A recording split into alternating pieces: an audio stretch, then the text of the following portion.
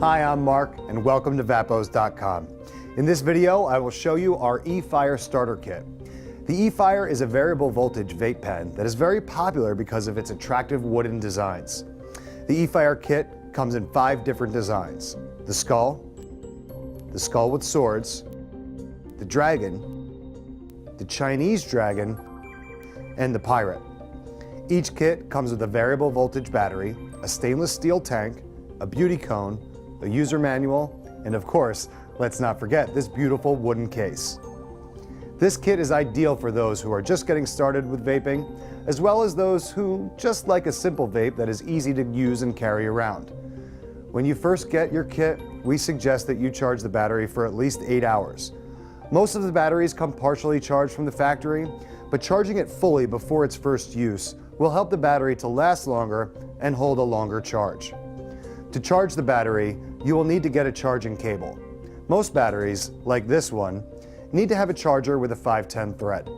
This simply refers to the size and width of the grooves that you can screw into. This is what a typical 510 threaded USB charging cable looks like. One end screws onto the battery, and the other end can plug into any USB port, found on most computers, and even in some newer model cars. You can also use a USB wall adapter, similar to this one. It is very important to check the charger cable and the adapter to make sure that the output is 5 volts, indicated by the number 5 and a capital V. If you neglect to check this, you can cause serious damage. The USB cable simply screws onto the battery like this.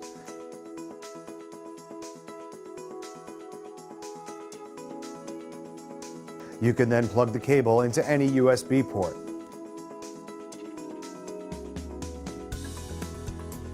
When you plug the battery in, the button on the battery will flash to let you know that it is receiving the charge. Also, the LED light on the charging cable will usually flash and then turn red to indicate it's currently charging, and then turn green when fully charged. We always suggest keeping your battery plugged in for 8 hours the very first time you charge it, as this will help the battery to last longer as well as hold a longer charge. Once the battery is fully charged, unplug it and unscrew the charging cable. Once the battery is charged, you can start using your vape pen. Let's get started by screwing this beauty ring on like this. Never use any tools to tighten the beauty ring. Your hands will make it tight enough.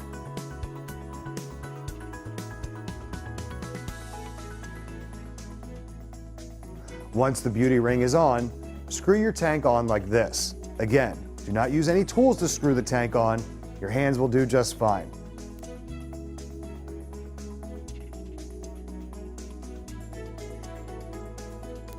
Once your vape is put together, you will need to fill the tank with your favorite e-liquid. If you aren't sure which e-liquid to buy, please make sure you watch our video in the Learn How section of our website. Today, I am using a flavor called Root Beer Float. To fill the tank, you will need to unscrew the mouthpiece like so. Once the mouthpiece is off, gently drip the liquid into the tank from the side, being careful not to get any into the tiny metal air hole in the center. This air hole is necessary so you can draw the vapor through. Do not overfill your tank, or this can cause it to leak.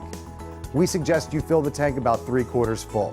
Once the liquid is in, simply screw the mouthpiece back on. Make sure it is snug simply by tightening it firmly with your hand.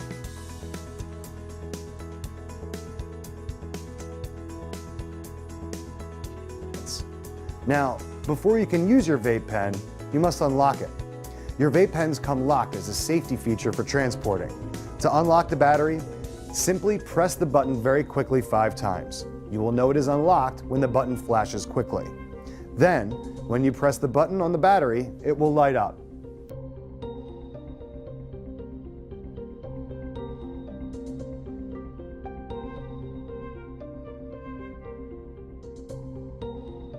I can then adjust my power level simply by turning the dial on the bottom of the battery.